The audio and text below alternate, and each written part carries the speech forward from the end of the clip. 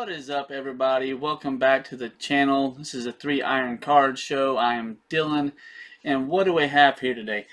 Almost 200 issues of Sports Illustrated from the 1980s. About just mainly the 1980s. Nothing really hit the 90s, but why buy so many Sports Illustrated magazines? And we're going to talk a little bit about Sports Illustrated magazines today because I'm learning a lot about them currently, and they're actually really awesome. So the way I've been thinking about them is they're just like giant sports cards, and they have what they call first issues, which is like a player's rookie card. It's their first cover of the magazine, and they can actually go for quite a bit of money in good condition, and you'd be really surprised. So if you're ever out there coming across Sports Illustrated, it's worth taking a look at. And why did I buy this collection? I actually traveled 4 hours away from my house to buy these because there are a lot of good names and first issues in here. Names like Joe Montana, Gretzky, Michael Jordan, Dan Marino, Eric Dickerson, Herschel Walker. A lot of awesome, great issues. And really cool thing about these are, like I said, you can have these graded.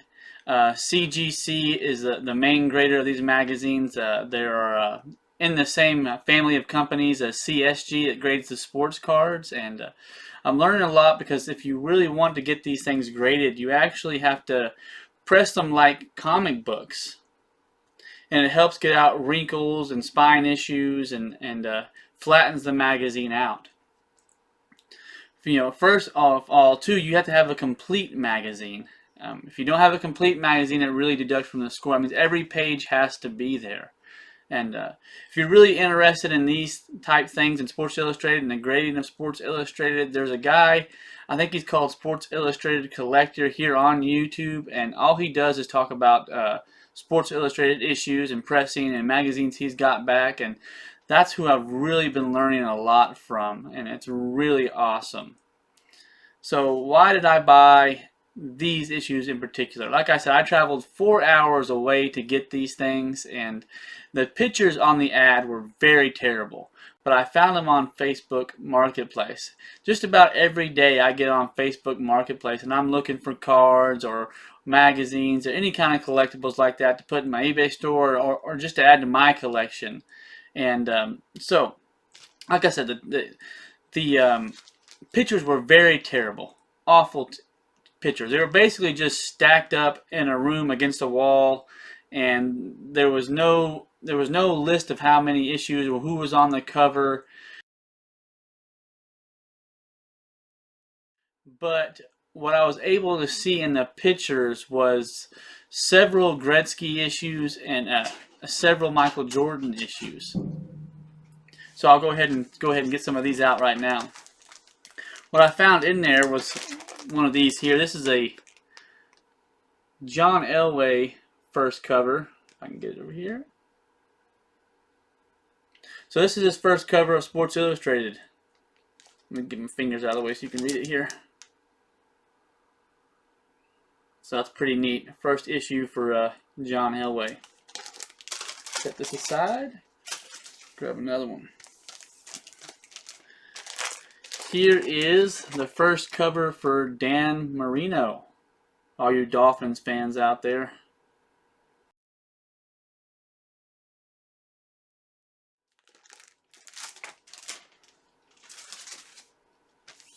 Next, we have a first cover for Eric Dickerson.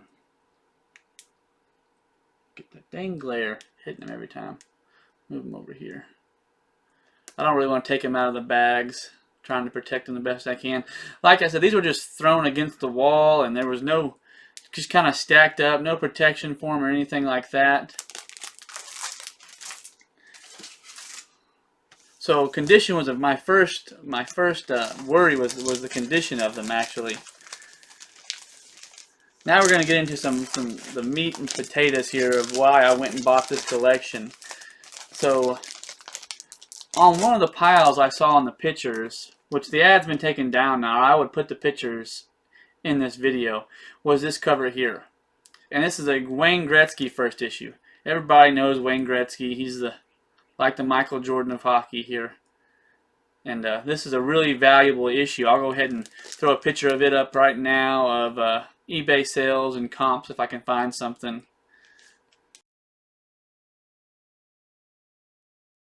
So this issue here is one I'm probably going to get graded after I find somewhere to get it pressed. Like I said, you really need to press them, and it gets out a lot of spinal issues that come down here, like cracks in color and any kind of bends that happen in the corners. This one here has a little bit of cracks here on the well, bends, I guess. Right there you can see them. Bends and the creases in the corner. And when you press it, a lot of comic book people really look to get these creases out, and it really helps with them. And if you ever want to get a magazine graded, you should probably press it. That's what I found in my research. It's really worth it, and it really helps increase the score. So next we have some more Gretzky's. Like I said, these are all, I think, some of his first covers. I know that one I just previously put up was his first cover of Sports Illustrated. And it's a very big Sports Illustrated issue, and it's valuable. Here's another one here. We got another Gretzky. And all these issues graded and pressed in good condition can bring good money. You know, Gretzky's just like Jordan in the hockey, the sport of hockey, man. There are lots of Gretzky collectors out there. And I'm not a big Gretzky collector. I probably won't hold these long term. I'm probably going to get them graded, hopefully, and I'll just sell them, hopefully, to go buy something I do want to collect. Here we go. Here's some more. Another Gretzky here. And all of them seem to be in pretty good condition. I'm hoping to get, sevens. I'm hoping for sevens on these Sports Illustrated, and they grade them based off of creases and spinal ticks, what they call, where there's breaks in color along the spine and pages missing and color breaks on the cover. I think there's probably more that's graded upon, but that's all I've really found out so far. I'm still researching a lot about it. But here, these two next issues are the main reason that I went and got this collection from all the way in New Orleans, actually, during the tournament. And this here is Michael Jordan's second cover of Sports Illustrated when he played for the USA team. And these here will definitely be graded. That dang glare. The bag is too shiny, I guess. Bring it back over here in the camera. I'm still working on this, guys. Didn't really want to take them out of the bags. There we go. So yeah, this is Michael Jordan's second cover of Sports Illustrated when he played for the USA team. And I'm definitely going to have these stay in the collection probably. I may sell one of the Jordans and keep the other. We'll just see how they grade. The next one is his first cover in a Chicago Bulls uniform.